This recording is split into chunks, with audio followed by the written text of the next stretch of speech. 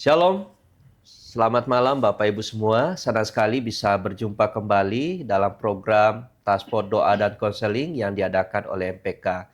Kita bersyukur hari ini saya sudah bersama dengan Ibu Lita Patricia Lunanta. Beliau merupakan pengurus harian MPK dan juga seorang psikolog anak dan remaja.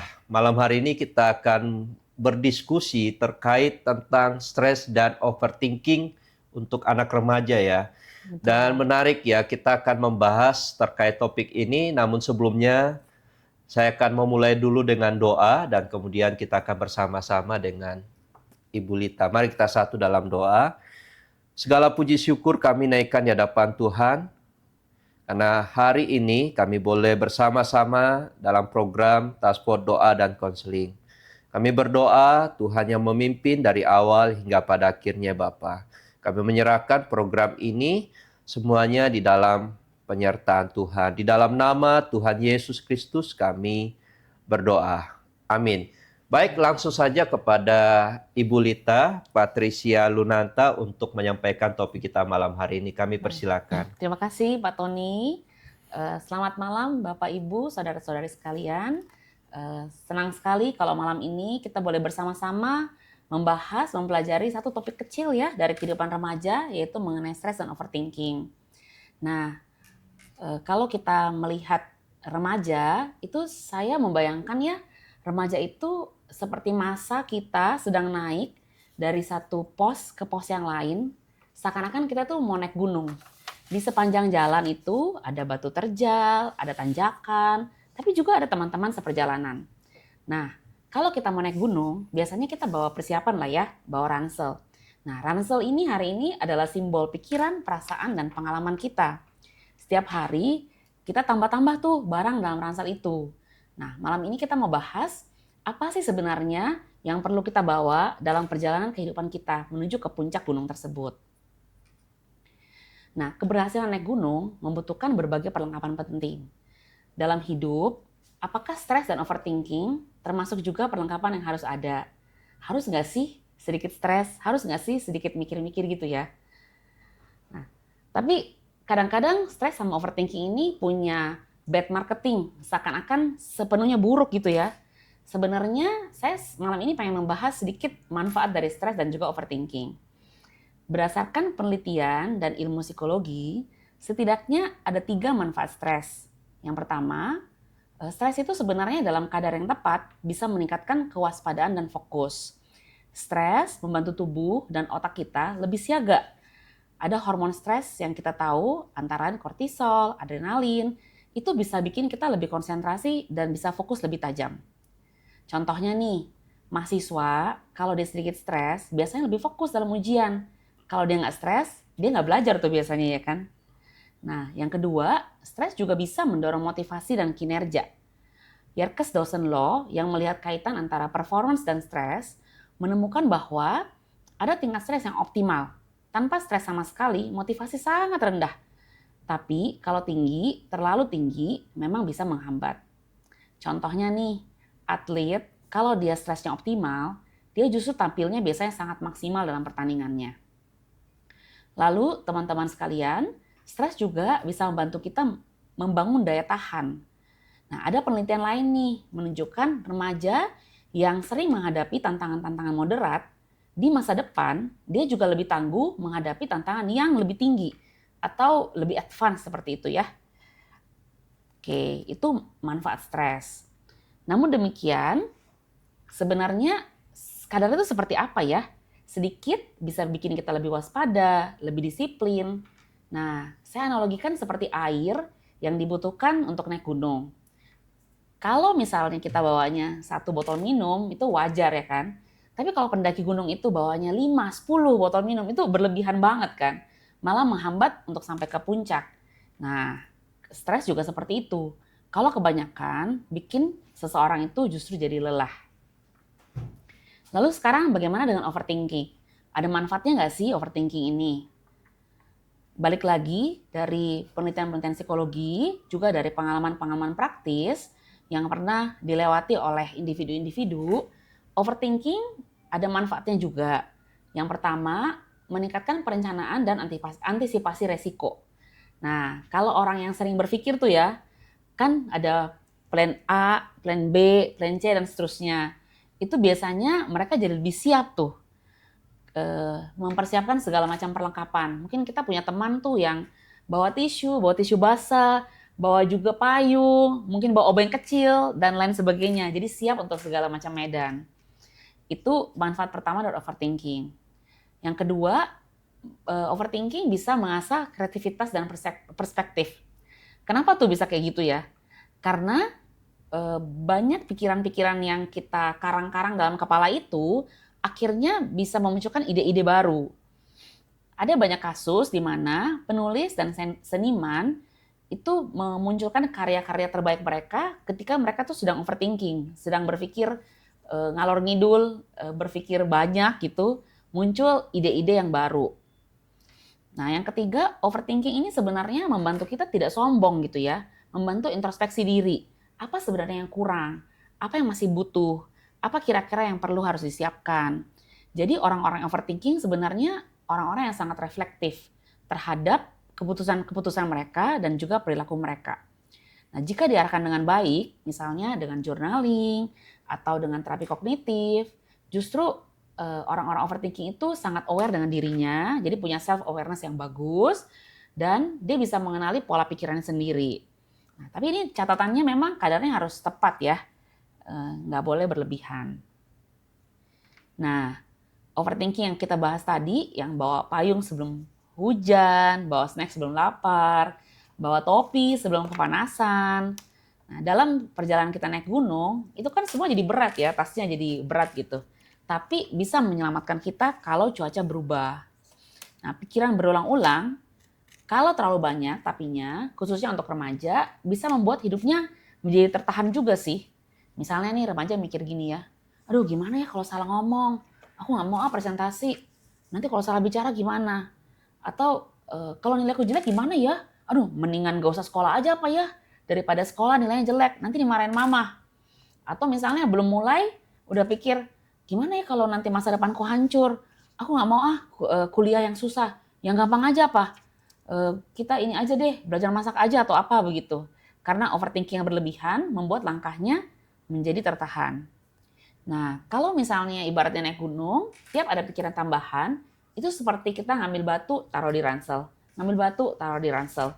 Makin lama langkah kita tuh makin berat dengan tambahan-tambahan pikiran tersebut. Nah, singkatnya, stres dan overthinking oke aja sih sebenarnya. Tapi kalau terlalu berlebihan, istilahnya itu bikin kita jadi lowbat lah begitu. Baterainya jadi lemah. Kita jadi cemas, tidak efektif, dan akhirnya seakan-akan jadi jalan di tempat. Nah, teman-teman, saudara-saudari sekalian, dalam perjalanan menuju dewasa, penting tuh untuk melakukan perhentian-perhentian, di mana kita bisa merefleksikan kembali. Sebenarnya sih, tujuan apa sih yang pengen saya capai? Misalnya nih, masih cocok nggak sih untuk melanjutkan perjalanan?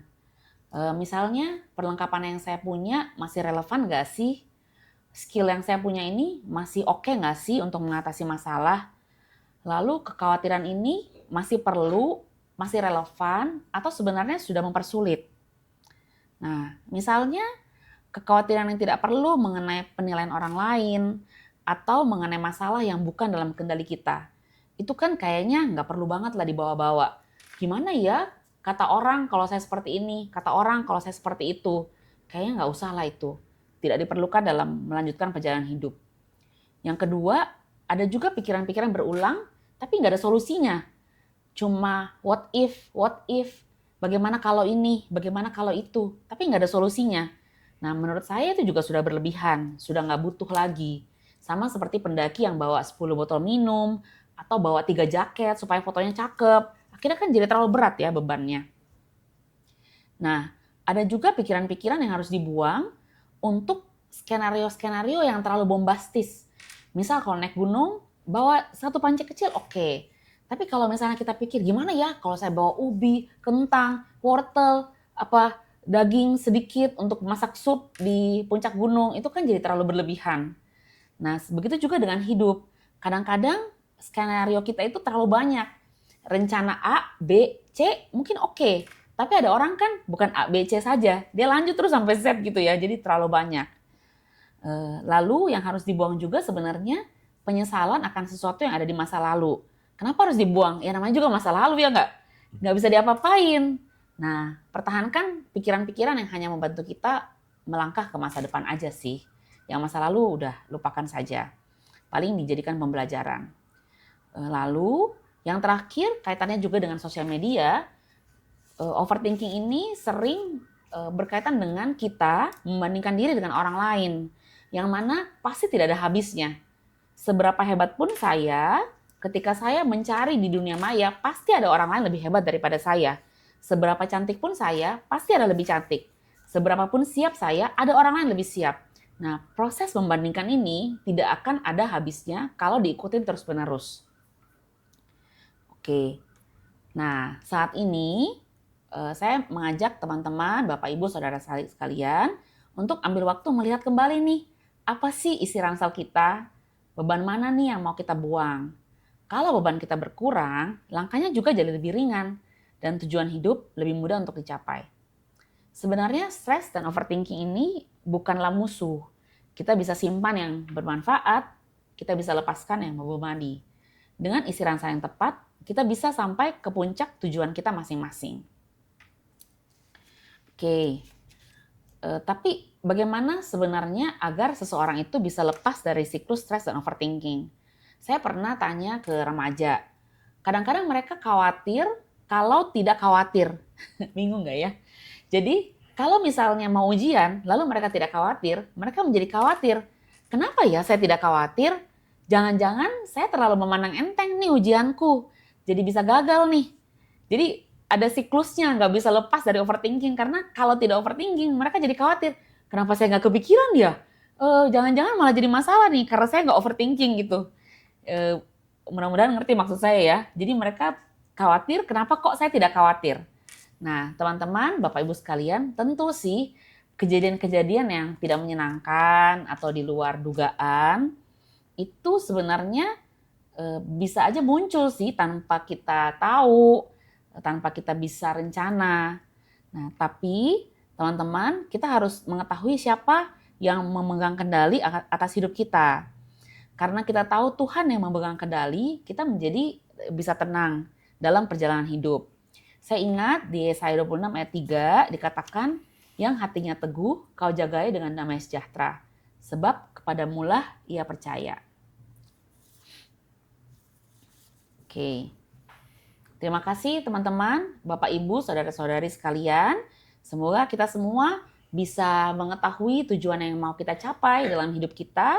Lalu mengetahui nih porsi yang tepat untuk beban, porsi yang tepat untuk kekhawatiran, mungkin bukan kekhawatiran ya, porsi yang tepat untuk pemikiran-pemikiran yang perlu kita bawa dalam perjalanan hidup kita masing-masing. Terima kasih. Wow, menarik Bu Lita, thank you. Ini satu hal yang bagi saya secara pribadi sangat penting ya. Ketika kita menghadapi anak-anak sekarang, khususnya anak-anak remaja Betul, ya. betul Pak. Kita sebagai orang tua dan juga guru, kepala sekolah maupun juga hamba Tuhan, ketika melihat anak remaja mereka punya pertumbuhan yang sangat cepat. Dan sekarang dunia media sosial juga sangat luar biasa ya, mempengaruhi anak-anak remaja. Nah, saya mau bertanya Ibu, kita masuk ke sesi diskusi ya. Sebenarnya bagaimana cara supaya kita bisa menolong anak remaja di dalam situasi yang mereka hadapi, khususnya stres dan overthinking ya Bu. Karena anak-anak remaja itu kan anak-anak yang selain pertumbuhannya cepat, mereka juga melihat media sosial yang sangat cepat dan kemudian membandingkan dengan dirinya sendiri, sehingga kita itu kadang-kadang kita nggak sadar mereka sudah cepat banget dan kita begitu santainya dan mereka itu di dalam dunianya sendiri kadang stres Bu. Nah, bagaimana kita itu bisa menolong Bu anak-anak remaja ini? Betul-betul. Saya pikir sih dari masa ke masa memang ada beban untuk remaja karena mereka itu ada dalam taraf perkembangan. Mereka itu sangat conscious atau sangat sadar diri gitu Pak terhadap tuntutan lingkungan dan terhadap penilaian-penilaian orang lain. Ini memang khas remaja. Nah, tapi dunia yang sekarang dengan begitu mudahnya mereka dapat informasi, mereka mudah membandingkan diri, kayaknya sih lebih berat sih. Kalau kita ingat waktu kita remaja, Bapak mungkin juga ingat kali. Ada kita ke sekolah terus kayaknya saya ada jerawat satu kecil nih. Jangan-jangan semua orang liatin saya karena jerawat, padahal jerawatnya itu kecil sekali gitu ya. Itu memang khas remaja lah. Kalau istilah psikologinya mereka punya kayak imaginary audience. Kayak mereka rasa semua orang lihat mereka. Nah, tapi untuk remaja kita sekarang lebih rentan, kenapa? Karena media sosial itu, mereka bisa lihat remaja lain di dunia sana, bisa lihat yang bagus-bagus ya kan, jadi lebih rentan. Bagaimana sebenarnya kita bisa melindungi mereka? Kalau saya pikir, ibaratnya naik gunung tadi, tujuannya dulu sih, mau jadi remaja yang seperti apa, lalu perjalanan ini tuh mau menuju kemana. Kalau misalnya kita tahu, di dunia itu ada sesuatu misi yang mau saya kerjakan, saya juga jadi tahu porsi yang harus saya lakukan. Dari pikiran, perasaan, perilaku, saya tahu nih ini yang dibutuhkan. Jadi kalau dia kadang-kadang berlebihan, dari segi stres dan overthinking khususnya, ketika saya mengetahui porsinya, saya bisa stop tuh. Kayak kita makan aja, Pak. Misalnya, saya udah tahu nih untuk porsi saya, semangkok nasi cukup. Tapi bisa dong, pas saya makan enak banget, jadi saya tambah. Nah, tapi saya juga bisa stop. Porsi saya kan cuma 1 mangkok ya. Jadi dengan kesadaran itu saya stop. Nah, stres dan overthinking juga bisa seperti itu. Dia bisa berlebihan, tapi karena saya sudah sadar porsinya harusnya bagaimana, kapan-kapan saya bisa stop. Gitu, kalau menurut saya. Ya, Bu, kalau kita bahas overthinking ya, tapi ada sebaliknya juga, Bu. Jadi ada anak itu yang masa bodoh, Bu. Betul. betul. Jadi karena dia masa bodoh, justru kita sebagai orang tua atau guru juga yang malah melihatnya kayak ini khawatir dikit dong gitu berpikir. Nah, situasi seperti ini kita harus seperti apa, Bu? Betul. Nah, sebenarnya anak-anak yang kelihatan masa bodoh, yang pertama harus hati-hati juga.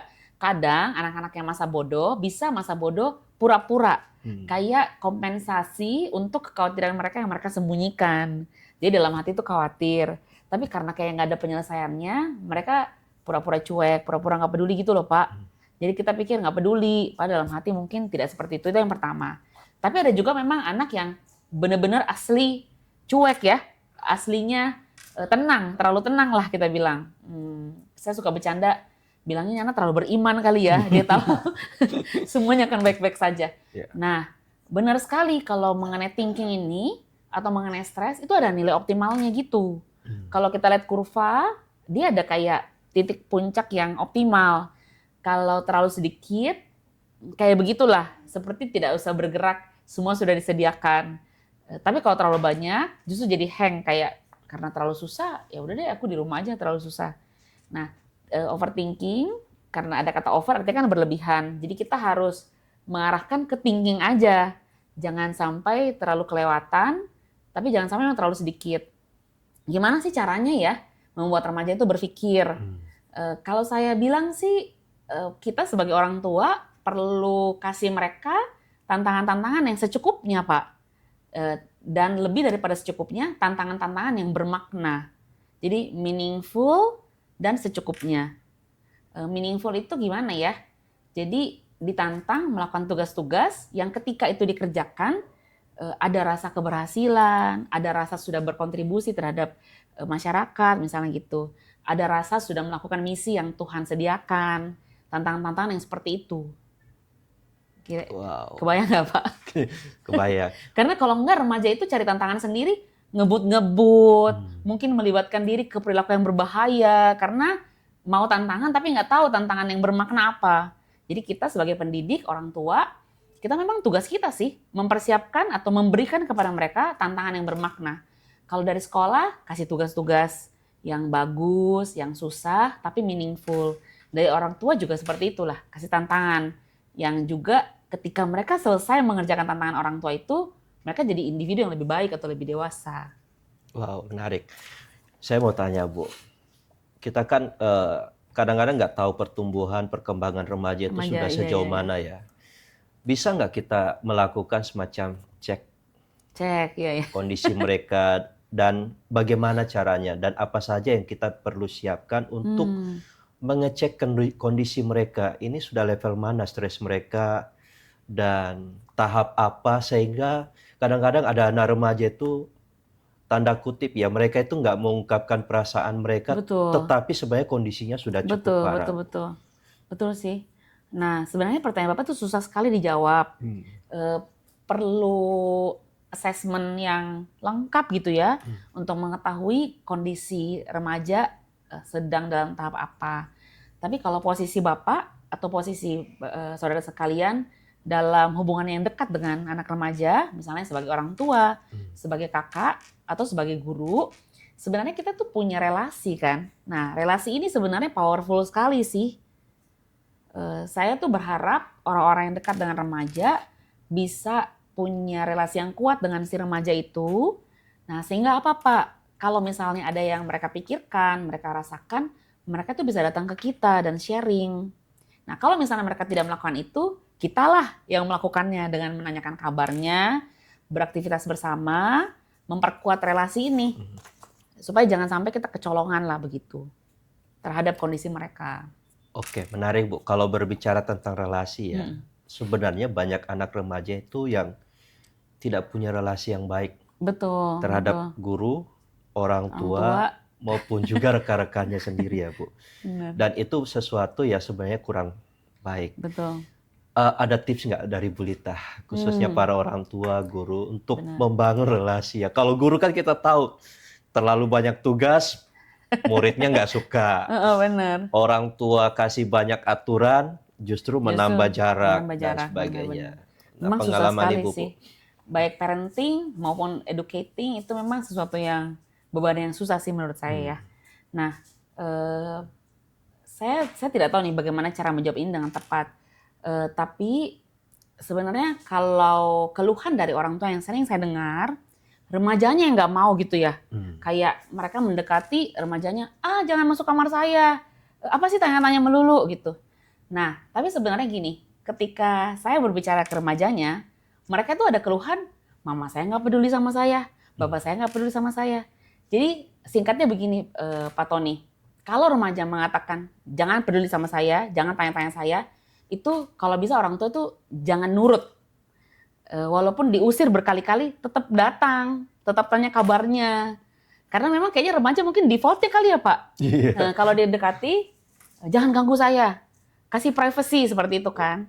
Tapi sebagai orang tua, sebagai yang dewasanya, kita pantang menyerah aja sih. Apa kabarmu nak? Tapi tentu jangan selalu tanyanya, PR apa, nilai berapa, kan nggak asik ya.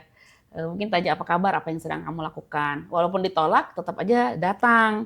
Karena lucunya, walaupun dari orang tua bilang remaja selalu menolak, ketika kita berbicara ke remajanya, mereka akan bilang, orang tua saya nggak peduli sama saya dibiarkan sendiri. Lucu kan?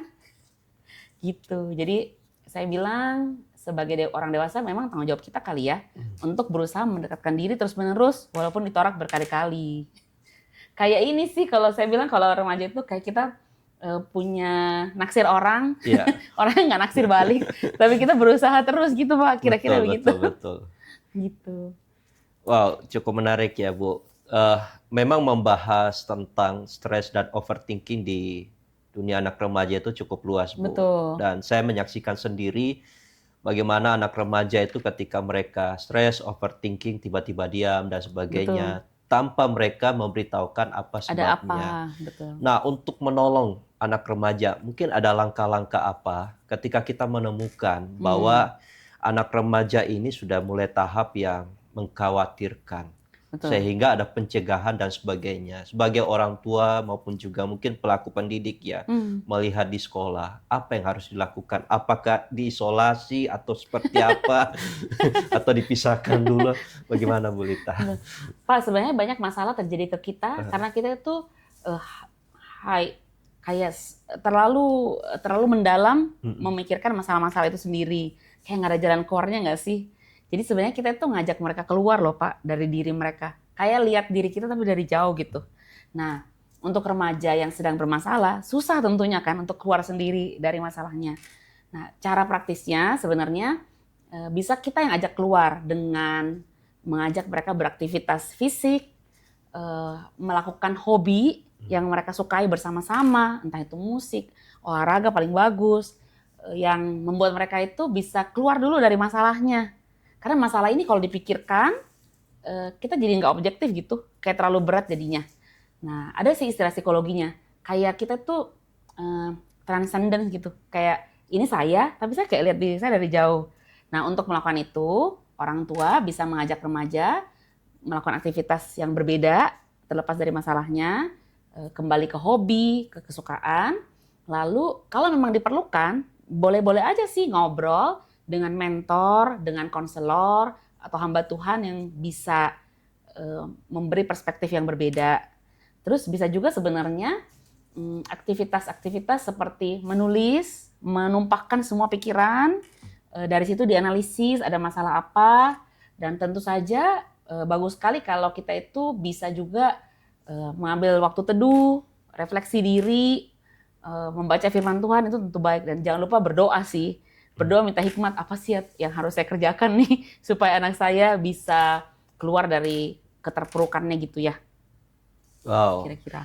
Baik Bu, sebagai penutup Bu, di awal Ibu sempat menjelaskan ya terkait anak remaja atau setiap orang yang akan melakukan perjalanan ke gunung Gunung.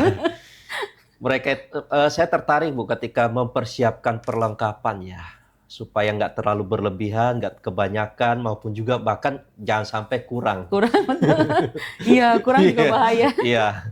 Eh, Ibu mungkin sebagai penutup ya, pesan buat anak remaja sekarang dari Ibu Lita, supaya mereka itu seperti seorang yang akan melakukan perjalanan naik gunung atau kemanapun, apa yang mereka harus siapkan sebenarnya Bu? Sebenarnya yang pertama tujuannya dulu sih. Iya. Kayak kalau kita mau jalan tuh mau kemana gitu Pak. Nah kadang-kadang itu anak-anak berpikir saya itu mau apa, kayak banyak bertanya ke diri sendiri.